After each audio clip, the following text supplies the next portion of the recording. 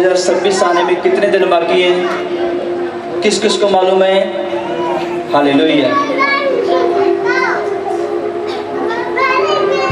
और कितने लोग तैयार हैं नए साल की आशीषों को लेने के लिए? Oh hallelujah. कितने लोग चाहते हैं कि 2026 में परमेश्वर आपको बहुत आशीष करे?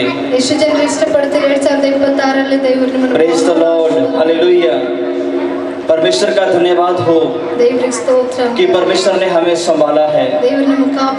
2025 में परमेश्वर ने हमें संभाल के रखा है। ये बड़ी दया है, ये बड़ी कृपा है, हालेलुया। ये परमेश्वर का अनुग्रह है, हालेलुया। और अभी 2026 में हम कुछ दिनों के बाद हम प्रवेश करेंगे। सब बोलेंगे हालेलुया। और परमेश्वर सबके जीवनों में कुछ नया करेगा, हालेलुया। परमेश्वर लोगों को नई नई आशीषें देगा। परमेश्वर लोगों को नए लेवल के ऊपर लेके जाएगा।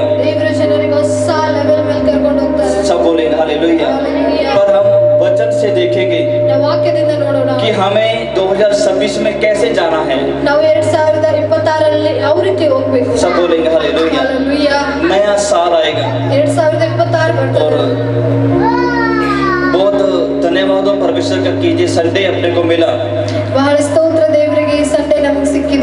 ताकि हम परमेश्वर के वचन की कुछ बातों को हम सीख सकें। सब बोलेंगे हालेलुया। 2026 में परमेश्वर लोगों को उठाएगा और बढ़ाएगा। हालेलुया।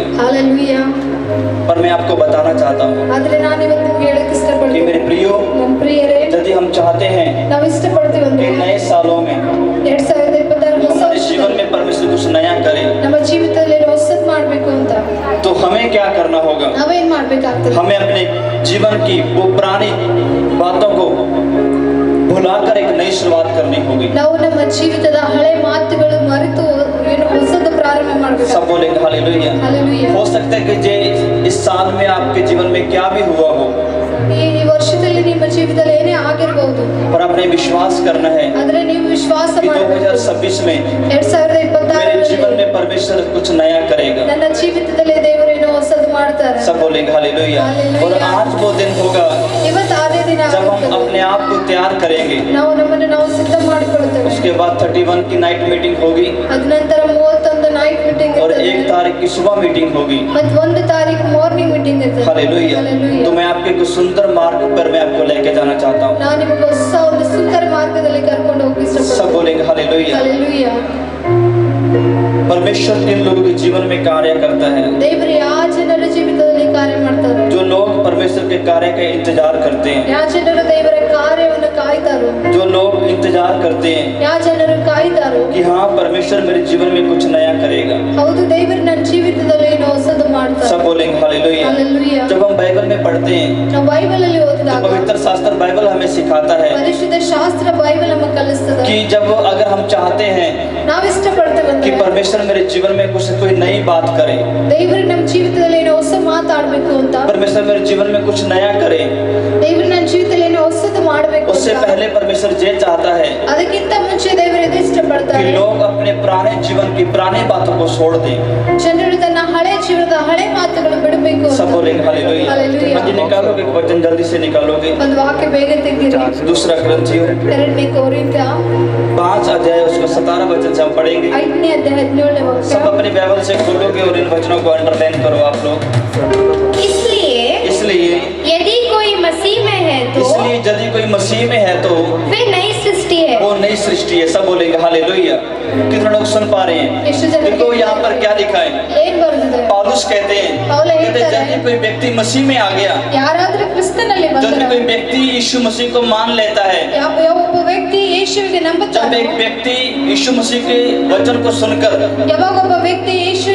जब एक व्यक्ति शुभ समाचार को सुनकर यीशु मसीह के ऊपर विश्वास कर लेता है, बैप्टिज्म ले लेता है, मसीह में आ जाता है, तो बाइबल कहती है वो एक नई सृष्टि हो जाता है। सब बोलेंगे हालेलुया। बोलो क्या हो जाता है? कहता नई सृष्टि।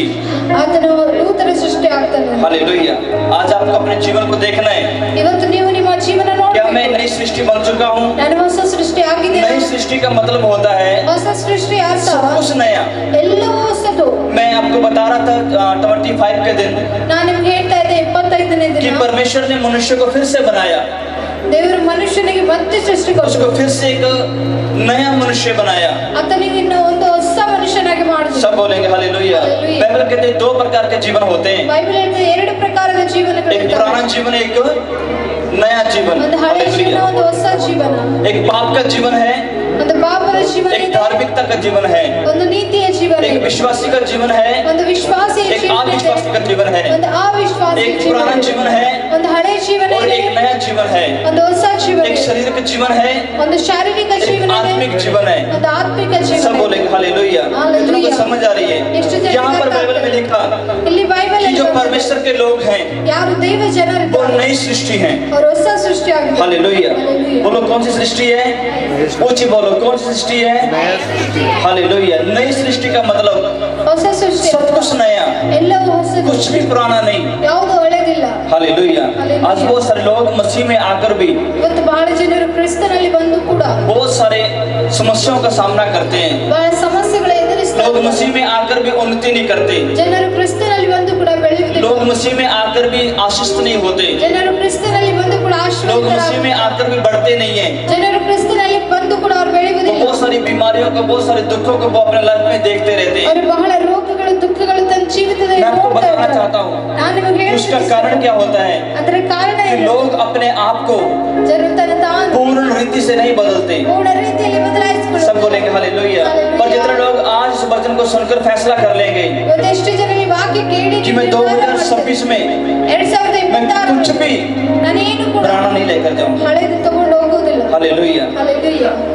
कितनों को समझ आ रही है? ಎಷ್ಟು ಜನರಿಗೆ ಅರ್ಥ ಆಗ್ತದೆ? पुराना मतलब, ಹಳೆದಂದ್ರೆ हाँ इस वचन को आगे पढ़ेंगे थोड़ा। हाँ जी। इसलिए इसलिए यदि कोई मसीह में है तो यदि कोई मसीह में है तो वे नई सृष्टि वो है, नई सृष्टि है। पुरानी बातें बीत गई है, हाँ पुरानी बातें क्या हो गई हैं बोलो? बीत गई है. कितने लोग सुन पा रहे हैं? ಎಷ್ಟು ಜನ ಕೇಳ್ತಾ ಇದ್ದೀರಿ? अपने पड़ोसी को बोलो पुरानी बातें। ನಿಮ್ಮ ಪಕ್ಕದವರಿಗೆ ಹೇಳಿ ಹಳೆ ಮಾತುಗಳು. हालेलुया। ಹಾಲೆಲೂಯಾ. वो बोला आपने कौन सी बातें? मालूम है को पुरानी बातें कौन सी होती हैं? ठीक है थोड़ा पढ़ेंगे बाद में, ठीक है? कहता पुरानी बातें क्या हो गई हैं? ಹಳೆ ಮಾತುಗಳು बीत गई हैं। ಕಳೆದು ಹೋಗಿವೆ. हालेलुया। मतलब पुरानी बातें खत्म हो गई हैं, ಮುಗಿದು ಹೋಗಿವೆ. नई बातें आ गई हैं। कौन सी बातें आ गई हैं? हालेलुया। हालेलुया. पुरानी बातें, ಹಳೆ ಮಾತುಗಳು, पुराना गुस्सा, ಹಳೆ ಸಿಟ್ಟು, घमंड। ಗರ್ವ. जब हम प्रभु में नहीं थे ಯಾವಾಗ ನಾವು ಕರ್ತನಲ್ಲಿ तो ಇರಲಿಲ್ಲ, हम चिड़ करते रहते थे, है ना? ನಾವು ಚಿಡ್ ಮಾಡ್ತಾ ಇದ್ದೆ. कभी उसके ऊपर गुस्सा करना, कभी उसके ऊपर गुस्सा करना। ಯಾವಾಗ ಇವ್ರ ಮೇಲೆ ಸಿಟ್ ಮಾಡೋದು, ಯಾವಾಗ ಇವ್ರ ಮೇಲೆ ಸಿಟ್ ಮಾಡೋದು. कारण पता क्या था? ಕಾರಣ ಏನಿದೆ ಗೊತ್ತಾ? मसीह की शांति हमें नहीं थी। ಕ್ರಿಸ್ತನ ಶಾಂತಿ ನಮ್ಮ ಒಳಗಿದ್ದಿಲ್ಲ. हालेलुया। और इसलिए हमें गुस्सा आता था। ಅದಕ್ಕಾಗಿ ನಮಗೆ ಸಿಟ್ಟು ಬರ್ತಾ ಇತ್ತು. पर जब मसीह में आई ಯಾವಾಗ ಕ್ರಿಸ್ತನಲ್ಲಿ ಬಂದೆವು, तो क्या आई? ಏನ್ ಬಂತು? शांति आई। हालेलुया। बोलो क्या आई? ಏನ್ ಬಂತು? शांति आई। ಶಾಂತಿ ಬಂತು. तो फिर पुरानी बातें मतलब पुराना गुस्सा क्या हो गया? ಮತ್ತೆ ಹಳೆ ಮಾತು, ಹಳೆ ಸಿಟ್ಟು, पुराना गुस्सा क्या हो गया? ಹಳೆ ಸಿಟ್ಟು ಏನಾಯ್ತು? बीत गया। हालेलुया। ಕಳೆದೋಯ್ತು. समझ पा रहे हो? ಅರ್ಥ ಮಾಡ್ಕೊಳ್ರಿ.